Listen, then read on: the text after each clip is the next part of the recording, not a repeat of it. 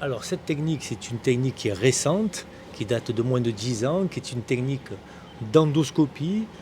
Elle s'appelle l'endosleeve, donc avec le mot endoscopie et le mot sleeve, d'accord. Donc on va procéder en fin de compte à réaliser un remodelage de l'estomac, un calibrage de l'estomac, d'accord, par voie endoscopique, d'accord. Donc à l'aide d'un endoscope, on va réaliser une plicature à l'intérieur de l'estomac, d'accord, et on va réaliser un tube sans incision, ce qui la différencie de la sleeve chirurgicale, puisque la sleeve chirurgicale, on passe avec des trocars à l'extérieur. Donc nous, c'est une voie naturelle. Donc on va réaliser ce manchonnage par l'intérieur, sans couper l'estomac, ce qui la différencie effectivement aussi de la sleeve chirurgicale.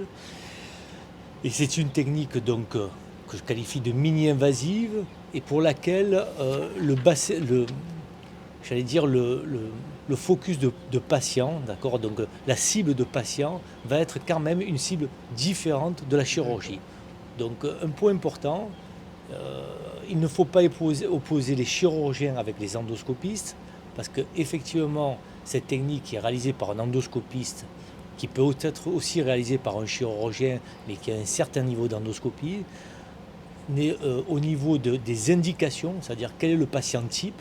Ça va être un patient qui va avoir un indice de masse corporelle. Alors pour résumer, cet indice de masse corporelle, c'est un rapport entre le poids et la taille, d'accord. On est en surpoids à partir de 28 jusqu'à 30. On est en obésité modérée de 30 à 35, d'accord, jusqu'à 40 aussi, et en obésité sévère supérieure à 40, d'accord. Il faut savoir que les indications de la chirurgie sont des indications pour des patients qui ont des obésités sévères, d'accord, supérieures à 40 ou 35 avec des comorbidités. Cette technique, elle s'adresse prioritairement à des patients qui sont entre 30 et 35 d'IMC, d'accord, des obésités de type 1, dites modérées, d'accord. Voilà un petit peu pour la technique. Ce qui est clair, c'est que cette technique, ce qui aussi est intéressant dans cette technique, ce sont les suites opératoires qui sont très simples.